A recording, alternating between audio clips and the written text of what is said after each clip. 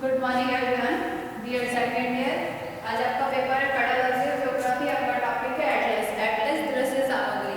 मैंने आपको कल कराया था मॉडल दृश्य श्रव्य सामग्री दृश्य सामग्री में। आज मैं कराती हूँ आपको एटलस दृश्य सामग्री में। एटलस का हम अगर सबसे पहले अवधारणा देखें,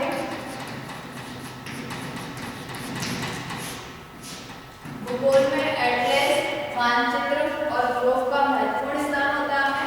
एटलस की अवधारणा में हम देखेंगे भूगोल शिक्षण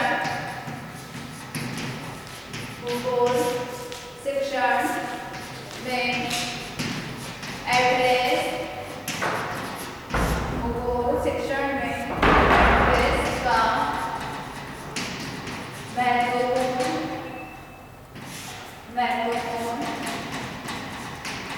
स्थान है।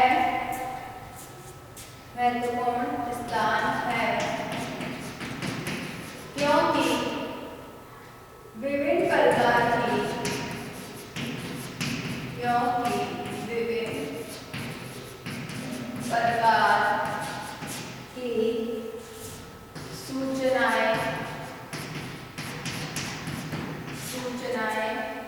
प्राप्त करने का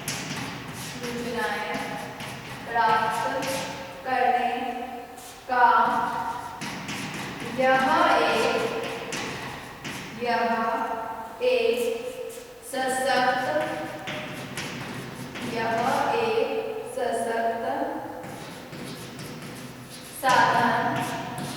सशक्त साधन है।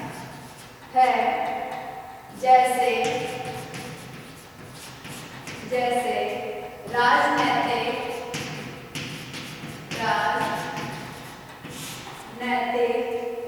व प्राकृतिक स्थिति।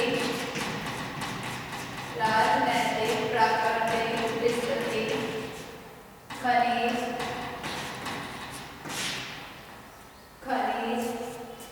उद्योग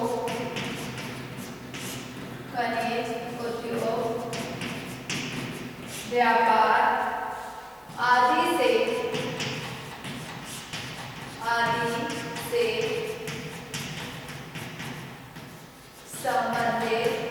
संबंधित मानचित्रों को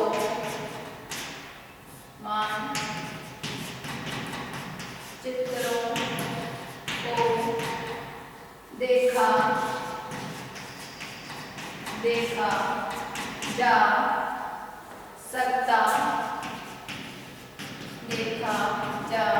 सकता है। इससे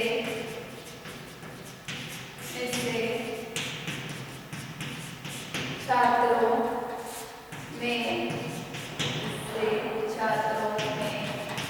स्व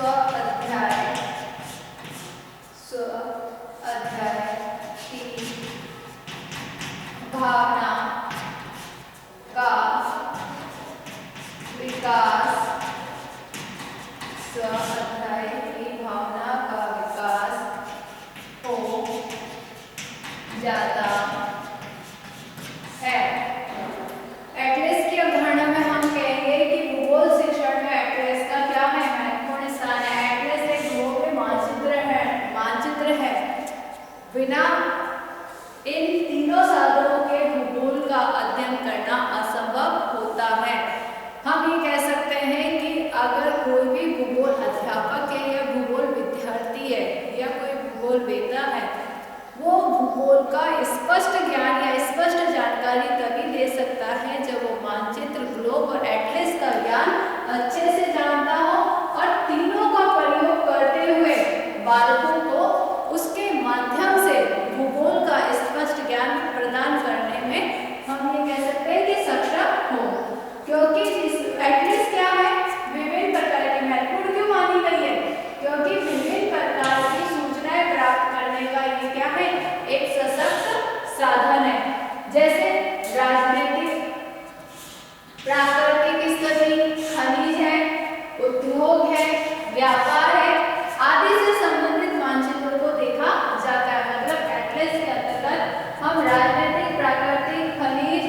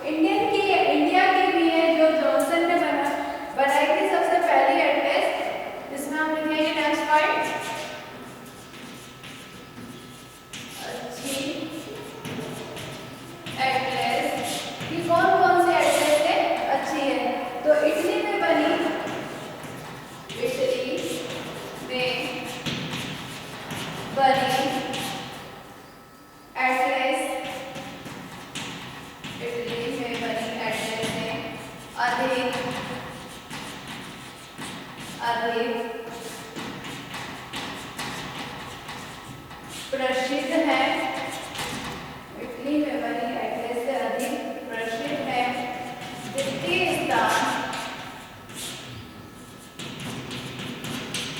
द्वितीय स्थान ब्रिटेन का आता है। फिर Philip Gill Oxford, Philip Gill Oxford university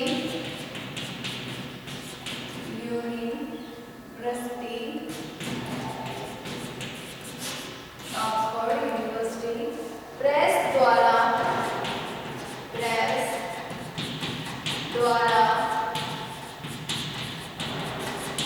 प्रकाशित एटलस बार्थोलोम्यू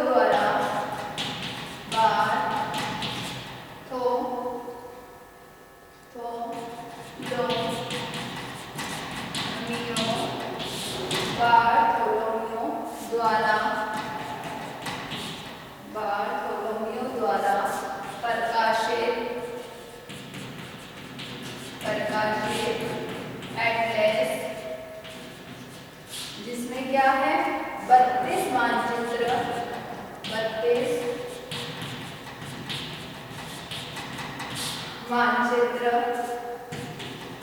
जिसमें कुछ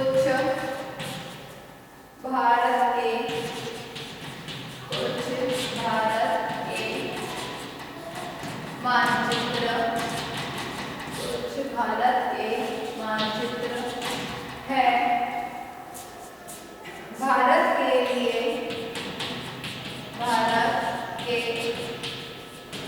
लिए जॉनसन की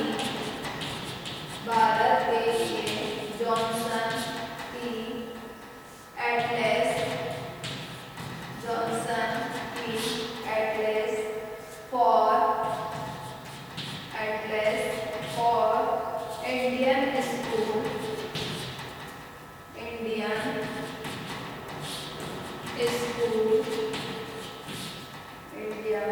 स्कूल अच्छी एटलस है। इसमें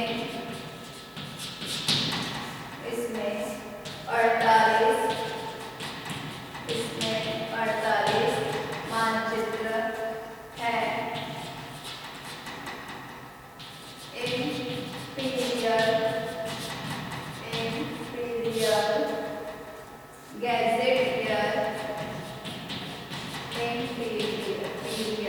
गैजेटियर ऑफ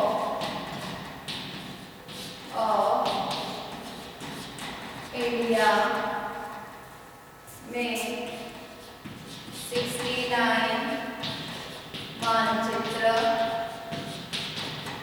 69 मानचित्र दिए हैं। मतलब विश्व की जो सबसे प्रसिद्ध एटलस है उनमें से ऐसी कौन कौन सी एटलस है, जैसे जो अच्छी एटलस बताई गई है, सबसे जो बेस्ट एटलस बनी है या बनती है इटली में बनती है, जो सबसे ज्यादा क्या है प्रसिद्ध है, क्योंकि इटली की एटलस में स्पष्ट जानकारी दी हुई होती है। दूसरे नंबर पर ब्रिटेन की एटलस आती है, जो किसके द्वारा प्रकाशित है, फिलिप गिल ऑक्सफोर्ड यूनिवर्सिटी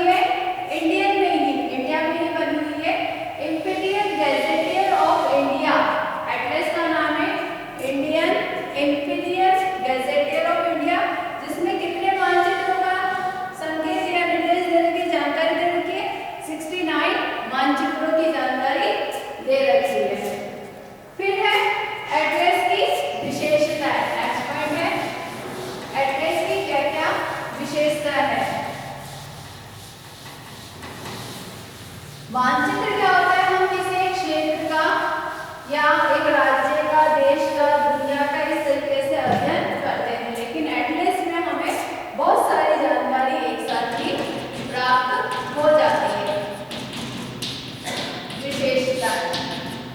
विशेषताओं में पहली विशेषता है एटलस के मानचित्र। एटलस के मानचित्र शुद्ध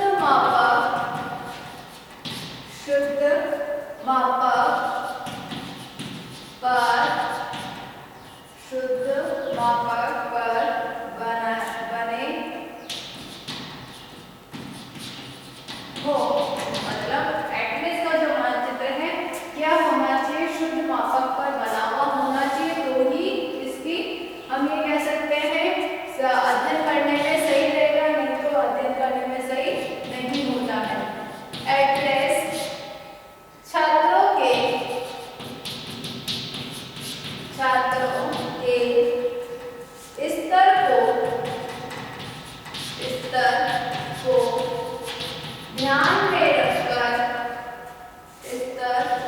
ध्यान में रखकर बनाई गई हो। अगर एटलस का प्रयोग बालकों के अध्ययन के लिए किया जा रहा है तो उसमें क्या ध्यान रखना चाहिए, छात्रों का स्तर ध्यान रखना अनिवार्य होता है। अगर बिना छात्रों के स्तर को ध्यान में रखकर हम एटलस का निर्माण करेंगे तो क्या होगा, एटलस पढ़ने में डिफिकल्ट होगी, बालक को समझ में नहीं आएगी जो जानकारी हम देना चाहते हैं। इस कारण से बालक के स्तर को ध्यान में रखकर बनाई गई होनी चाहिए। थर्ड पॉइंट है एटलस में दिए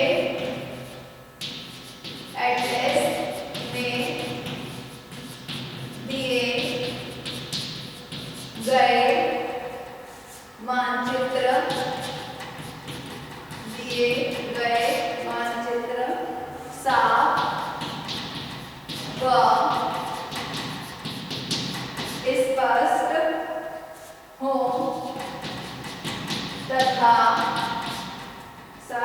स्पष्ट हो तथा उनका नाम भी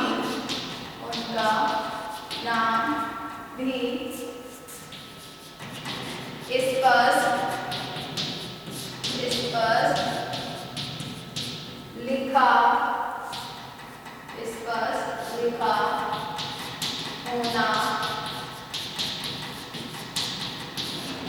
चाहिए। एटलस में जो दिए गए मानचित्र है वो क्या होने चाहिए, साफ और स्पष्ट होने चाहिए, और जो नाम दिए हुए होते हैं वो भी स्पष्ट लिखे हुए होने चाहिए। क्योंकि अगर हमने नाम, हम देखते हैं ना कई बार मानचित्र पढ़ते हैं उसमें नाम बहुत झिने होते हैं, हम उसको कितना ही एनलार्ज कर ले लेकिन फिर भी वो नाम पढ़ा नहीं जाता, ब्लड हो रहा होता है वो नाम, तो उससे क्या होता है, हमें स्पष्ट जानकारी प्राप्त नहीं हो पाती है। इसलिए जो नाम होते हैं या जो चिन्ह दे रखे हैं, जो भी चीजें हैं वो स्पष्ट और साफ होनी चाहिए, जिससे वो हम उसको एनलार्ज करके भी पढ़ें तो वो पढ़ी जा सके। फिर फोर्थ पॉइंट है मानचित्रों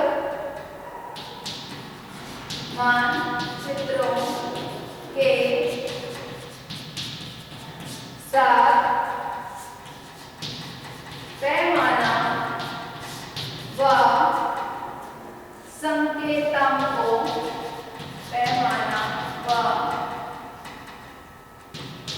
संकेतांकों का उल्लेख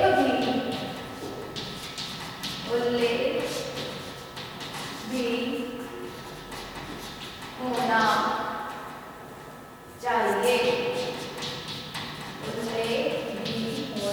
चाहिए। क्या होना चाहिए, जो मानचित्र होते हैं उसका पैमाना और संकेतांक जो होते हैं उनका उल्लेख भी एटलस पे होना चाहिए। फिर फिफ्थ पॉइंट है मानचित्रों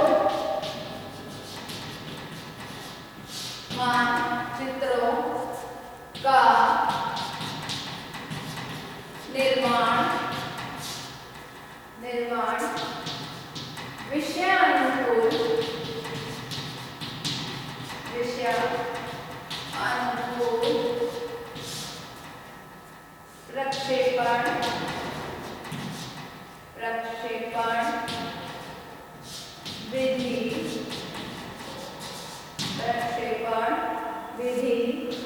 के अनुसार किया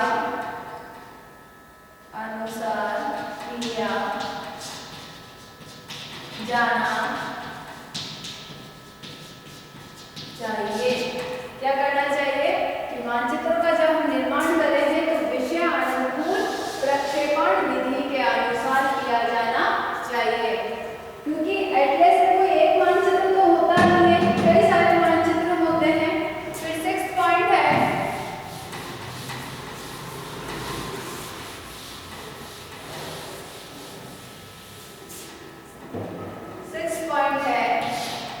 ऊंचाई, गहराई,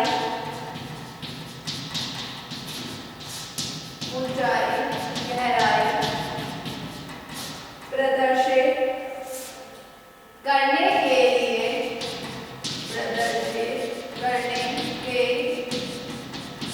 लिए बेंचमार्क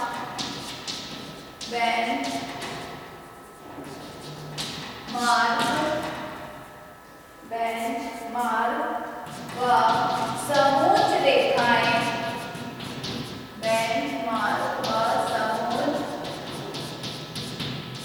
रेखाएं, प्रयोग में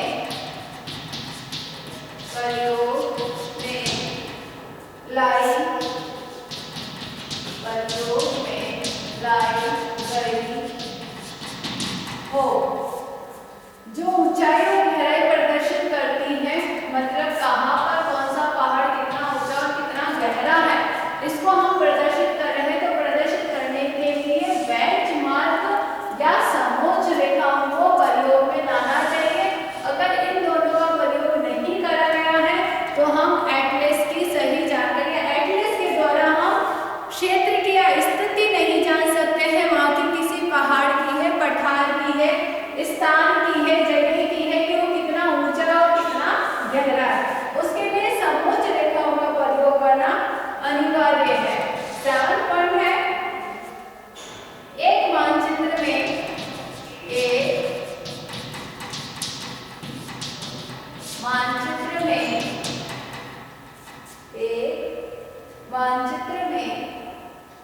एक ही भौगोलिक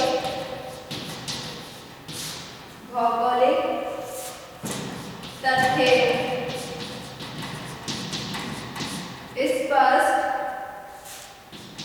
किया जाना चाहिए। जो मानचित्र है उसमें क्या होना चाहिए, जो भौगोलिक तथ्य हैं वो स्पष्ट होने चाहिए। एक मानचित्र में एक ही भौगोलिक तथ्य होना चाहिए, डिस्पेच नहीं होनी चाहिए कि हम बहुत सारे भौगोलिक तथ्यों को एक ही मानचित्र में प्रदर्शित कर दें, क्योंकि उससे क्या होगा, बालक को हम स्पष्ट जानकारी जो देना चाहते हैं वो नहीं दे पाएंगे। फिर 8 पॉइंट है, मानचित्र में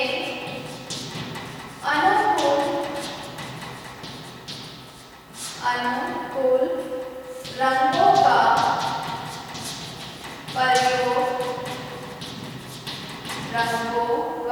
प्रयोग किया गया हो। अनुकूल रंग कौन से, कि हम पठार बता रहे हैं तो भूरा रंग होना चाहिए, डार्क भूरा। हम पर्वत बता रहे हैं तो हल्का भूरा रंग होना चाहिए। वनस्पति बता रहे हैं तो हरा रंग होना चाहिए। पानी बता रहे हैं तो ब्लू रंग होना चाहिए। तो वहां पर स्पष्ट अगर हम रंगों का प्रयोग कर रहे हैं तो क्या होगा, स्पष्ट जानकारी प्राप्त होगी। अगर अनुकूल रंग नहीं है, हम जहाँ पर पानी बता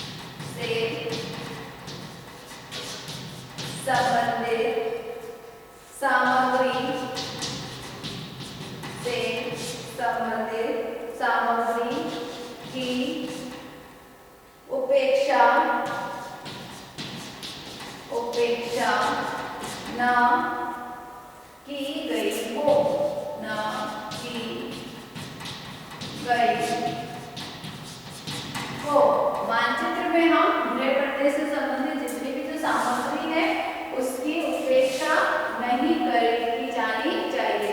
और लास्ट पॉइंट है मानचित्रों में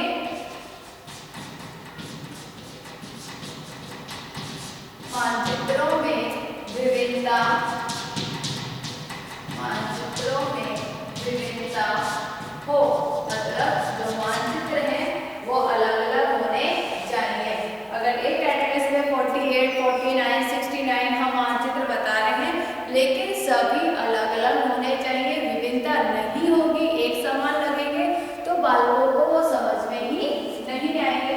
बालकों को क्या हम किसी और भूगोल के व्यक्ति है कोई भी है उसको अगर हम स्पष्ट अध्ययन कराना चाहें तो वो से स्पष्ट अध्ययन नहीं कर पाएगा क्योंकि सब सेम ही रहेंगे। अब जब सेम रहते हैं तो उसको क्या पता पड़ेगा कि इसमें कौन सा मानचित्र किसकी विशेषता बता रहा है, कौन सी सूचना को प्राप्त कर रहा है।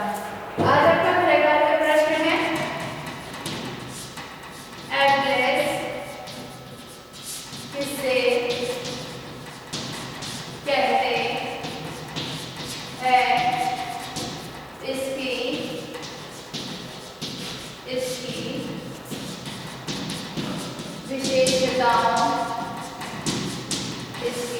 विशेषताओं का वर्णन